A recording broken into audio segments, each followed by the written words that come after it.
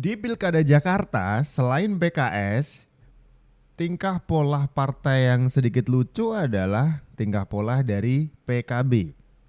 Gimana tidak? Setelah Pilpres, PKB itu seperti mendekat ya kan, pelan-pelan mendekat ke kubu Prabowo, Koalisi Indonesia Maju.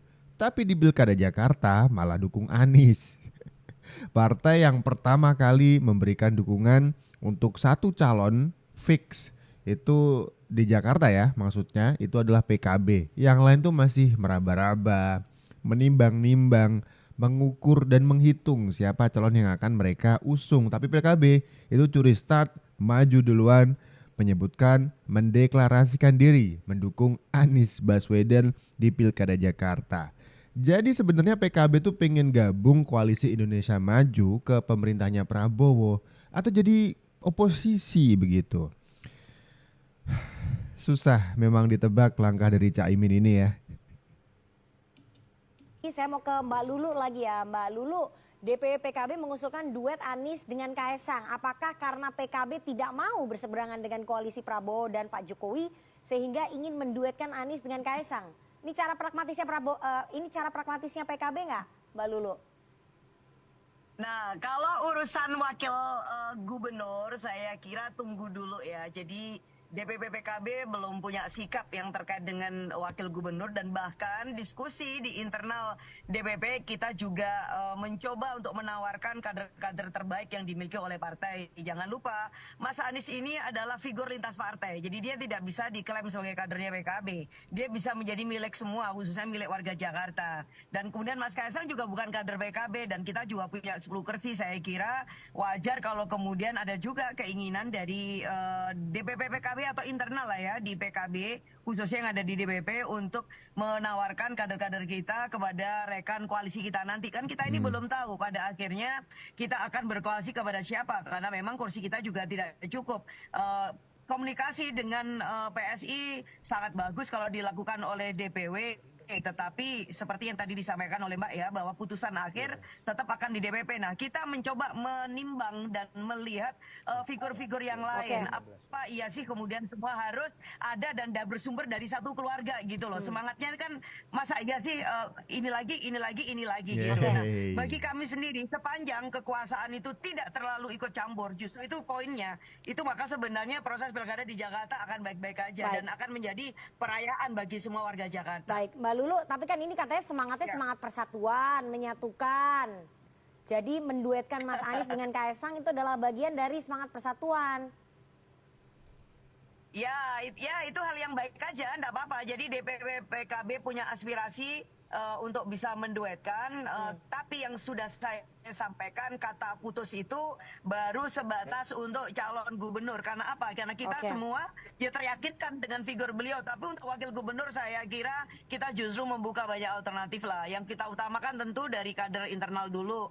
Nah sambil kemudian kita lihat kader-kader yang lain, termasuk mungkin Mas Kaisang, monggo silakan kalau misalkan juga berminat bisa aja apply ke PKB kan begitu. Baik. Tetapi ini tidak ada kata final. Ya. Oke, terakhir Mbak Lulu, menurut Anda, menurut DPP PKB, seorang Kaesang Pangarep ini faktor putranya Pak Jokowi ya yang membuat dia kemudian dicalonkan jadi cawagup. Kalau bukan anaknya Pak Jokowi nggak mungkin namanya muncul kan?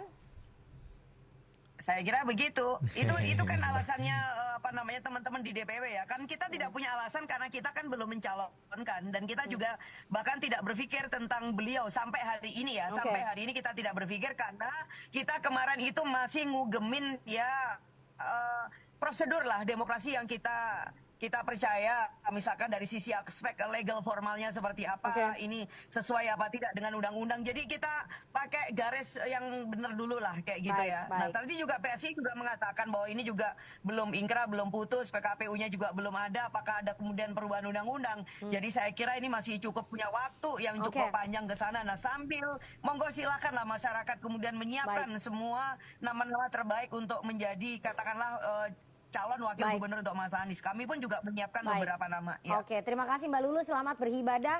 Ini adalah Lulu Nur Hamidah, Ketua DPP PKB. Kalau DPW-nya yang di Jakarta tuh sudah mendeklarasikan diri ya. sudah ngundang Anies untuk tes juga, ada tes macam tes gitu ya, mungkin perbincangan dan juga ngobrolin kesepakatan aja gitu tentang bahwa Anies Baswedan akan diusung di Pilkada Jakarta nanti. Tapi ini sebagai ketua DPP-nya, ini Lulu Nur Hamidah masih mempertimbangkan usulan dari DPW Jakarta gitu. Kalau untuk Anies Baswedan kayaknya sih setuju, DPP bakal merestui gitu untuk mendukung Anies di Pilkada Jakarta. Tapi untuk urusan wakil ini kayaknya belum dibahas kata Lulu ya. Dan Kaisang kayaknya sih jadi opsi kedua kalau saya melihat dari kalimat-kalimat yang dipakai oleh Lulu Nur Hamidah ya. Karena sudah barang tentu partai pengusung itu pingin dapat bagian gitu ya kan. Kalau Anies Baswedan itu tanpa partai atau bukan kader dari PKB, minimal nanti wakilnya yang diisi oleh kader PKB kan begitu. Masa ngusung pro bono alias gratisan kan kayak sih nggak mungkin gitu.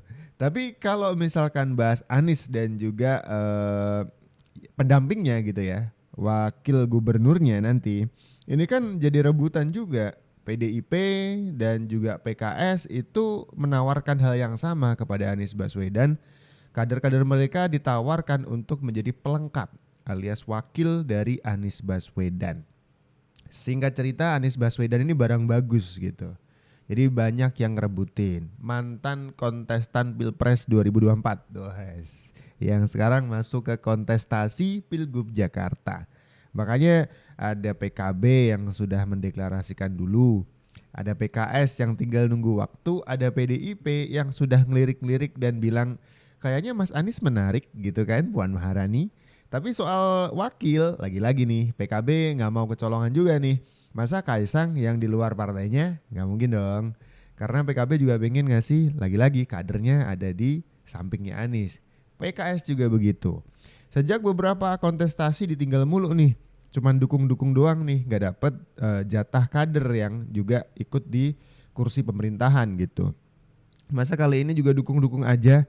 PDIP lebih tegas lagi, kami akan dukung kalau gak ada Jokowi di sana, gak ada Kaisangnya, gak ada pokoknya semua yang berhubungan dengan Jokowi. Itu aja syarat dari PDIP. Tapi akan sedikit susah gitu kalau misalkan Anies Baswedan yang tanpa partai ini melihat peluang dan ini ya istilahnya itu popularitas dari Kaisang sendiri. Masa nggak mau mencoba untuk peluang ke sana gitu kan?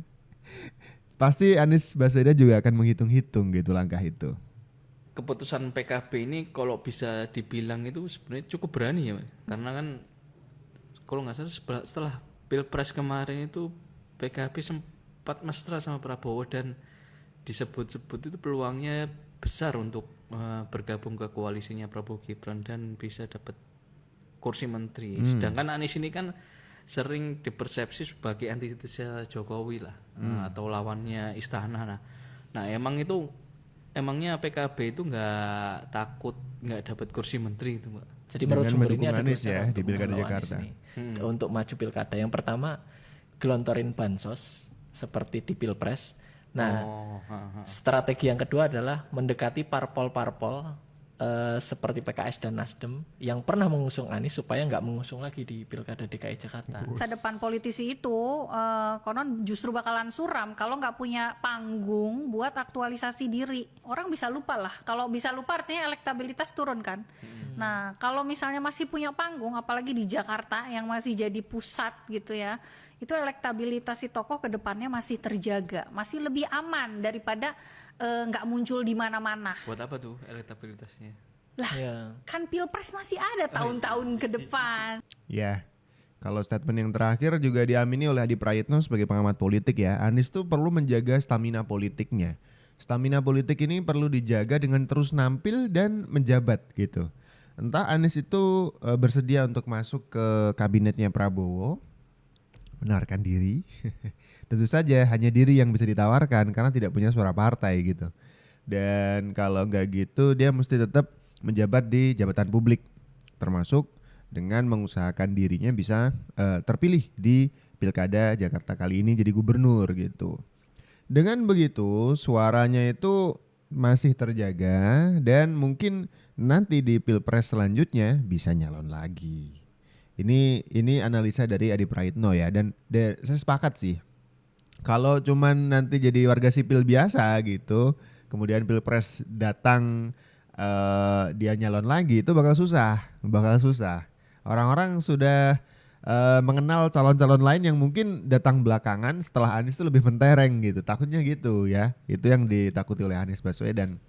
Makanya sebisa mungkin tetap bisa menjabat lah, entah itu masuk kabinet atau jabatan publik lainnya gitu. Terbaik.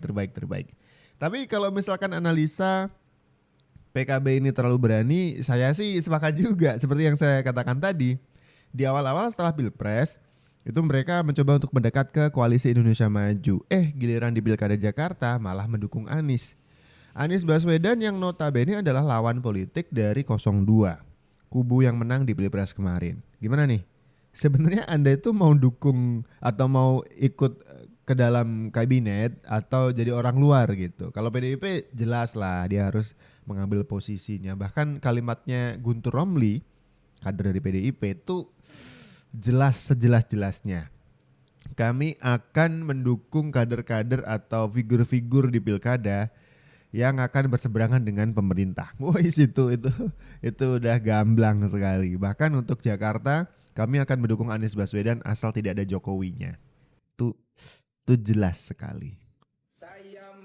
Baru-baru ini ada salah satu politikus kita yang begitu peduli dengan keadaan jemaah haji Indonesia. Beliau adalah Ketum PKB Muhaimin Iskandar yang biasa dikenal sebagai Caimin atau Gus Imin. Mungkin karena saking pedulinya akhirnya muncul usulan agar Caimin ini bisa jadi Menteri Haji di pemerintahan Prabowo Gibran. Ini juga sejalan dengan wacana penambahan jumlah kementerian di bawah pemerintahan Prabowo nanti. Well, terlepas dari benar atau tidaknya, wacana ini bisa saja menguntungkan Caimin dan PKB. PKB bisa aja semakin menguatkan posisinya sebagai partai Islam dan yang identik dengan NU. Haji sendiri merupakan isu yang menyangkut banyak masyarakat. Coba berapa orang yang antri tiap tahunnya. Kalau menurut kalian gimana? Setuju nggak kalau Caimin jadi Menteri Haji Indonesia? Berikan pendapatmu. Kalau saya sih mau komentar bukan setuju atau tidak setuju, tapi langkah-langkah PKB selain soal itu. Ini kan posisi menteri gitu ya. Itu yang diinginkan oleh PKB ketika mendekat ke Koalisi Indonesia Maju. Tapi di pilkada sekali lagi mendukung Anies Baswedan. Ini di saat Koalisi Indonesia Maju tuh punya calon lain ya kan. Ada Ridwan Kamil yang sering-sering disebut sebagai lawan kuat dari Anies Baswedan. Ibaratnya choosing side atau memilih sisi mana itu menunjukkan Anda itu ada di mana.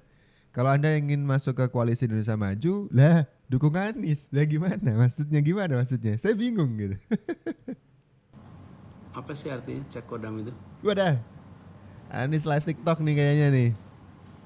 Malah disegin netizen Cek ditanya, kodam, cek kodam. Siapa nih Saud?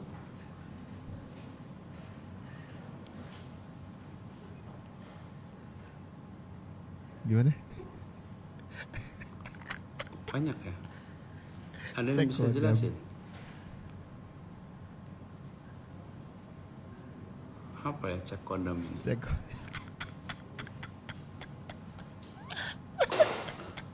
Kodam aku apa pak?